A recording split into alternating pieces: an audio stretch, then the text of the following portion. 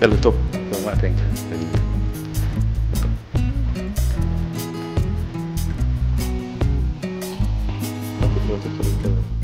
Hayyee daawwattoota keenya guyyaa har'aa immoo dhaabbanni keenya Risaa Multimedia dhaabbata Ilillii Grand Real Estate waliin real estateewwan baay'ee babbareedoo manneen gaggaarii akkasumas suuqiiwwan babbareedoo ta'anii as magaalaa Finfinnee Qarsaa Kaazaanchisitti ijaarsisuudhaan dhaabbanni Gamshuu Bayyana Construction nuti ammoo gurgurtaasaa fi akkasumas beeksisa real estate kanarratti waliin hojjechuudhaaf guyyaa har'aa dhaabbata kanatti argamnee mallatteessinee jirra. Nus akka Risaa Multimediaatti gammachuu guddaatu nutti dhaga'ama. Sababiin isaa dhaabbata guddaa akkasii wajjiniin hojjechuudhaaf carraa argachuu keenyatti baay'ee gammanna. Akka keenyatti dhaabbanni keenya dhaabbata beeksisaati waan ta'eef dhaabbata kana beeksisuudhaaf manneen akkasumas suuqii asitti ijaaramanii jiran kan ammoo waliin taanee gurguruudhaaf saba keenya mana gaarii keessa jiraachuu barbaadu suuqii gaariitti daldalatee jireenya isaa fooyyessuu barbaaduuf immoo carraa guddaa ta'uu isaa gamanumaan ibsa. Dhaabbanni kun dhaabbata sadarkaa olaanaatti manneen qulqullina olaanaadhaan ijaarsisee gurguraa jiru waan ta'eef carraa kana waan nu kennitaniif galatoomaa jennaan obbo Gamshuu Bayyana abbaa qabeenyaa fi akkasumas immoo hojii gaggeessaa dhaabbata Gamshuu Bayyana Construction. Gama keessaniin immoo dhaamsa isinii uummata keenyaaf qabdanii fi waliigaltee keenya har'aa irratti waan gabaabaa akka jettan. Kabajoomaa asitti argamtaniin wajjin har'aa waliigaltee kana gochuu fi Risaa Miidiyaan nunis immoo amantaa guddaa kana amantaatiin kaampaanii kan akka beeksistanii gurgurtaa kanaaf kireessa kan akka irratti deemtaniif si wajjin har'a mallattoo gochaa jirra. Akka kaampaanii Geebkooniif ta'ee immoo akka Ilillii Grand Real Estateetti kaampaaniin keenya kaampaaniin arfan kuni biizinesii waliin adda hojjetu darbees immoo guruupotaadha biizines guruupotaadha. Hojii kana irratti bal'inaan kan ilaallu kwaalitii irratti jedhamti. Kwaalitii kana immoo sirriitti ilaaluu baannaan kastamariin adda nuti kuni yeroo baay'ee kompleenii dhiyeessa. Ispeeshaalii real estate irratti kompleenii baay'eetu jira. Sana nuti bu'uura godhannee irratti hojjechaa jirra jechuudha. Maaliif kwaalitii staandardii eegnee ijaa hojjennuuf manni hojjechaa jiru kun akkuma agartan gamoo guddaadha. Gamoo abbaa 32 fi abbaa 30tu jira. Achi keessatti hunda hammatee jira. Waa hunda hammatee jira. Waa hunda hammatee kan jiru kun maal jira? Han hundi qabu jira jechuudha mana kana keessa. Because suuqota baay'eetu jira, restorantoota baay'eetu jira. Luxury apartmentiidha. Apartmentiin hojjetamu kuni. Kanaaf real estate irraa baay'ee adda qabaannu jechuun standardii hoteelaatti ijaaramaa jira jechuudha. Kanaaf kastamarii haala hin mufachiifneen seera mootummaa eegamee akkatti hojjennutti ijaarree jechuudha. Amma gamoon gurgurama jenne kun kaastaarsaa warreedii dhumee harka keenya jira. Tokkoon sakaartaa tokkootiin dhumee harka keenya jira. Biizinesa immoo Awaash Baankii wajjiniin walii galtee qabna.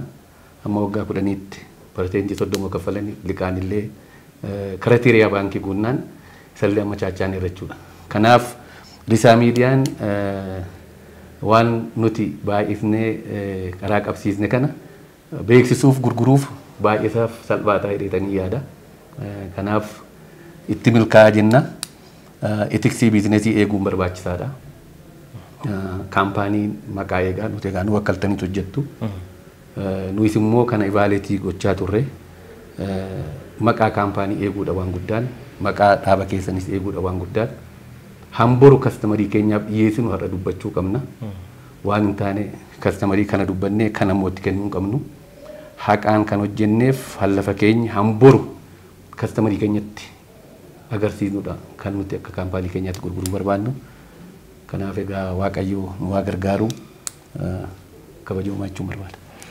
Egaa nu milkeessuu jenna nusi baay'ee gammachuu guddaan nutti dhagahama akkuma duraan jedhe dhaabbilee hedduu wajjiniin hojjechuudhaaf yaalii goonee turre kanaan dura dhaabbata real estateota baay'ee isaaniirraa amanamummaan isaanii baay'ee shakkii keessa nama galcha.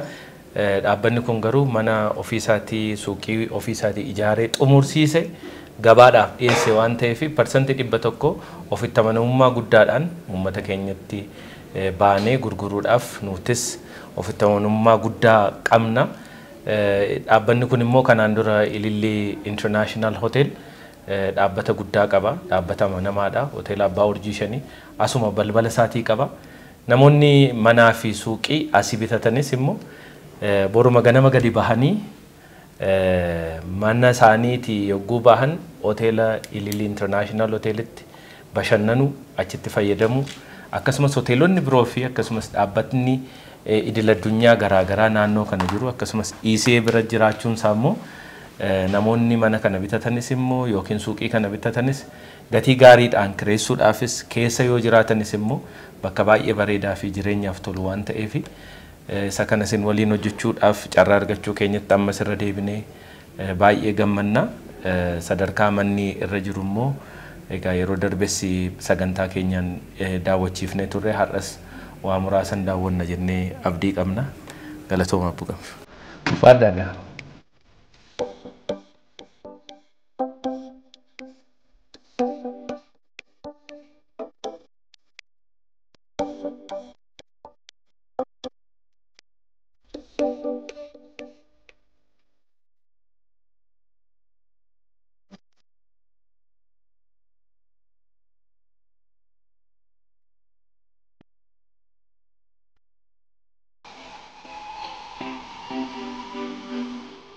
Gamoowwan ijaaraman keessaa kun gamoo isa tokko kun kan kireeffamudha biti.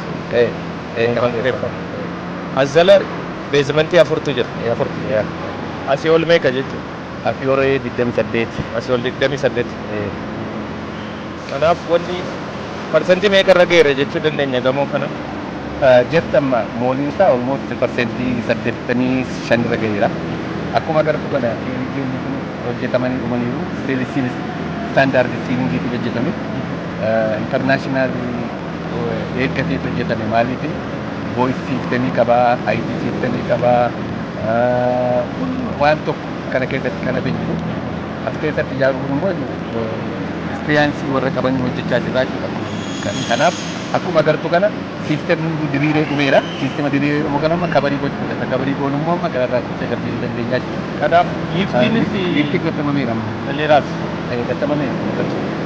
Liftiin kuni warra dafanii ariifatanii irra deemudha. Kun immoo iskeleetoonni kun afurtu jiru. Achi giree loobiidhaan akka achi yaabbatta. Achi yaabbattee itti rabaatee naannoo tokkotti itti galta. Itti gala naannoo kana rabaataa itti gala. Amma shanii kanaan deemtaa iskeleetanii jechuudha. Kanaaf iddoon kun moolii waan ta'eef namni iskeleetariis bashannanaaf maaliif itti fayyadamaa naannoo kanatti kan guutummaa isaatti fayyadama. Lifti meeqa qaba? Walumatti mooliin lifti 14 qaba. Lifti 14. Appaartimentii warra deeman immoo liftiin 6 jira. Yaafra lifti 20 qaba. Lifti 20. Biildiingichi kan ta'e 4 irra taa'e jechuudha. Ispeesiin irra taa'e 4.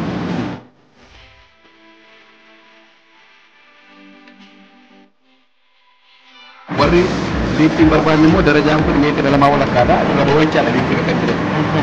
Liftiin kun suuqii bittaa madaqalaatan miyya itti guurrataniidha warri suuqii. Kan meeshaati. Meeshaan immoo kan galu karaa duuba kanaati leengeetiin isaa. Malee karaa fuulduraan galu.